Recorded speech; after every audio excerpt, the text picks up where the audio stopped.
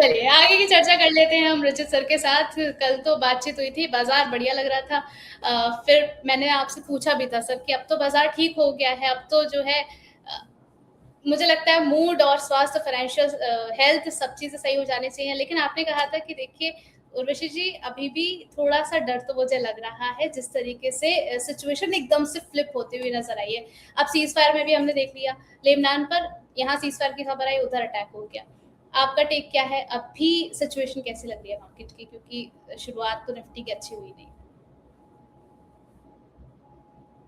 रचित सर, आपका जो माइक है वो ऑफ है। नहीं, वैसे बहुत हद तक इस आवाज को अब बहुत लोग दबाना भी चाह रहे हैं कि बोले ये आवाज दब जाए तो मार्केट वैसे ही ठीक हो जाएगा, विच इज परफेक्टली फाइन। और बट रियल केस आपको एक चीज बताता हूँ, देखिए कल 5 बजे एक स्टेटमेंट आया ट्रम्प साहब का, जहां पे उन्होंने कहा कि हाँ, हॉर्मस से स्टेट ऑफ हॉर्मस जो है वहां से ईरान अपनी टोल वसूली करेगा and America will have a partnership to it. पता नहीं क्या चल रहा है यहाँ पे।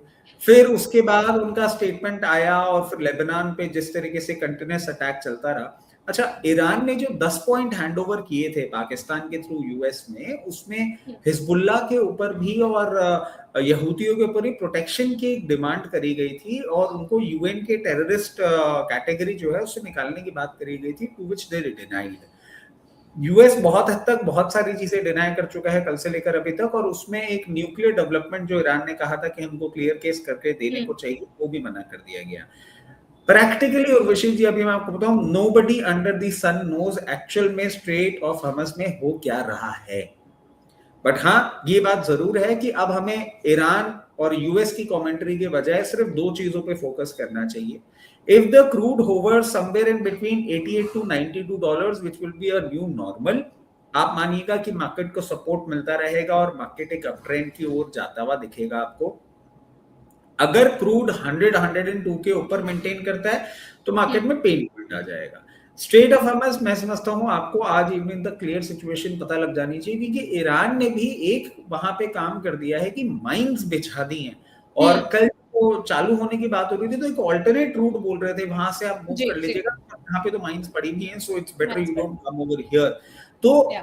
बहुत ज्यादा फ्लूइडिक सिचुएशन है, बहुत ज्यादा टेंशन बनी हुई है।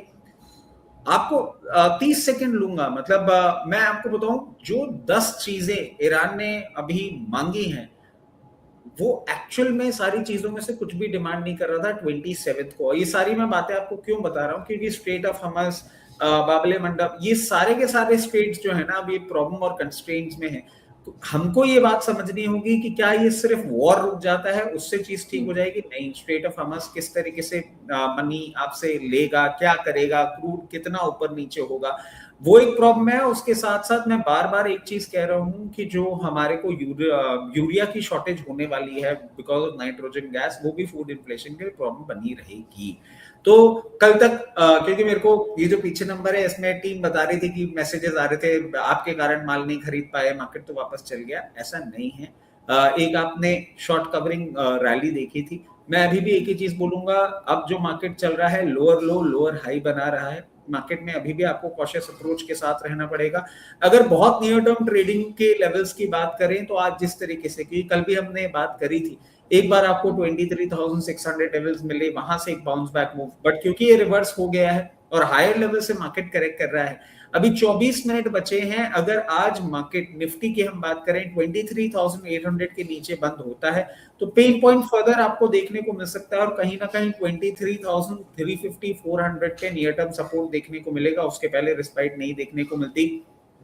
बैंक निफ्टी के लिए आई रिएटरेट कि बैंक निफ्टी अगर आपको आज 54,600 के नीचे क्लोजिंग करती हुई दिखेगी तो वापस पेन पॉइंट आपको देखने को मिलेगा और बैंक निफ्टी लोअर लेवल्स पे जाती हुई दिखेगी। आज एक बहुत क्रूशियल दिन इसलिए भी बन जाता है क्योंकि आज पोस्ट मार्केट टीसीएस के रिजल्ट्स आने वाले हैं, बहुत कॉशियसली उसको देखना होगा। नंबर्स जैसे भी आते हैं उसके अलावा गाइडेंस किस तरीके से रोल प्ले करती है, और अगर 31,600 के नीचे आपका निफ्टी आईटी मूव करता है तो वापस हमको पुराने लोअर लेवल देखने को मिल सकते हैं। तो थोड़ा कॉशियस अप्रोच के साथ रहिए और बार बार मैं एक ही चीज कह रहा हूँ, हायर लेवल पे अपनी पोजीशन को अगर बुक करेंगे तो वो ज्यादा एडवाइजेबल रहेगा। चलिए, तो कल का जो है लास्ट ट्रेडिंग डे रहने वाला है रचित जी, आपसे समझना चाहेंगे कि कल के बाजार की भी थोड़ी सी तैयारी आप करवा दीजिए और थोड़ा सा बताइए कि कहाँ पर फोकस रख करके चलें अगर बाय करना हो तो। देखिए, बाय करना हो तो बहुत ज्यादा नहीं, बट अब क्योंकि मैं इतने दिनों से बिल्कुल ही रिफ्रेन करके बैठा हुआ हूँ अपने आप को कि बाय नहीं करना है, बाय नहीं करना है, बाय नहीं करना है, और रिजल्ट सीजन की ही अगर बात हो रही है तो मुझे एक स्टॉक है जो थोड़ा सा ठीक लग रहा है, जिसपे एक बार हम फोकस कर सकते हैं, that will be Indus tower. आप देखें जिस तरीके से इसने मल्टी एवरेजेस कल ब्रेकआउट दिए थे, आज इसने एक ओपन हाई दिया है, उसके बाद लोअर लेवल पे भी ट्रेड होता हुआ दिखा है। 424 के स्टॉप लॉस के साथ आप इंडस टावर को अप्रोच कर सकते हैं।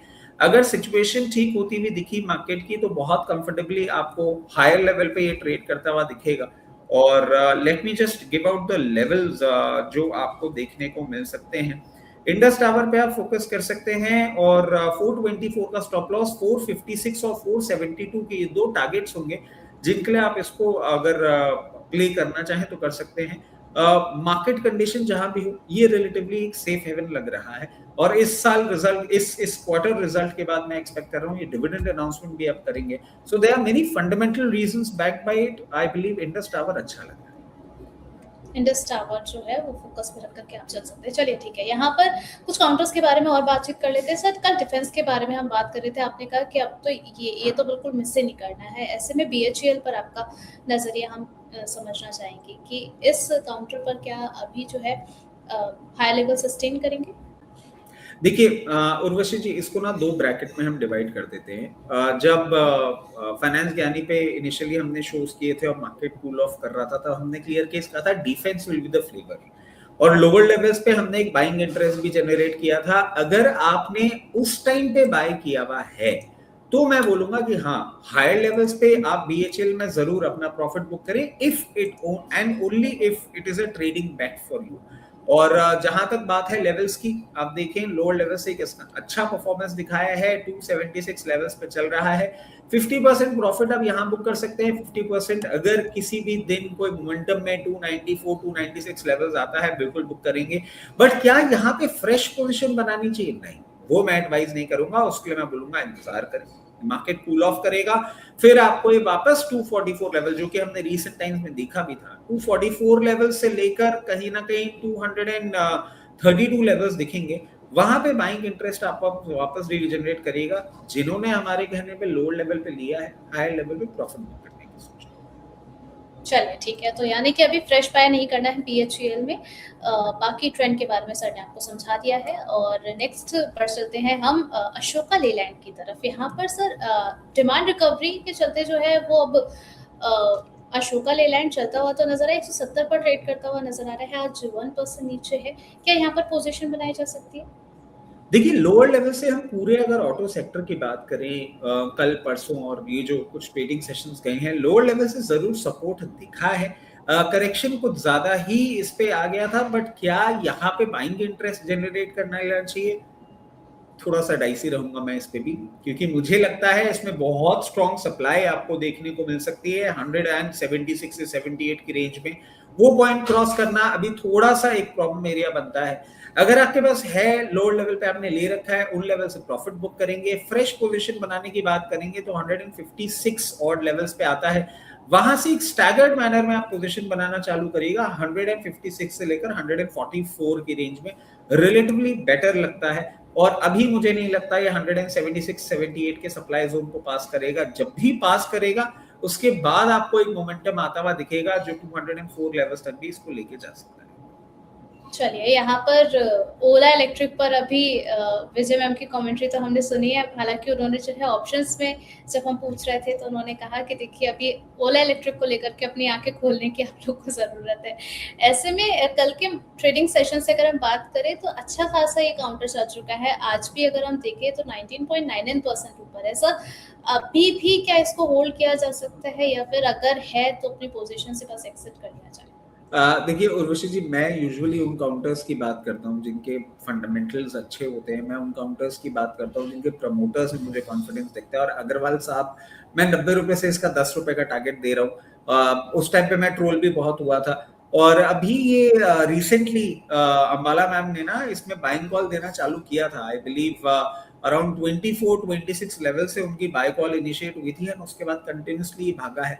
उस टाइम भी मैं कह रहा था 38-40 लेवल्स पे इसके मूविंग एवरेजेस को देखते हुए, because I don't track the fundamentals, I don't like it, सिर्फ मूविंग एवरेजेस को अगर आप देखेंगे ना, तो अराउंड एग्जैक्ट 40 रुपीज 46 पैसे इसका 200 डे मूविंग एवरेज है, जहां तक ये आपको मूव करता हुआ दिख सकता है, but only it is a trading bat.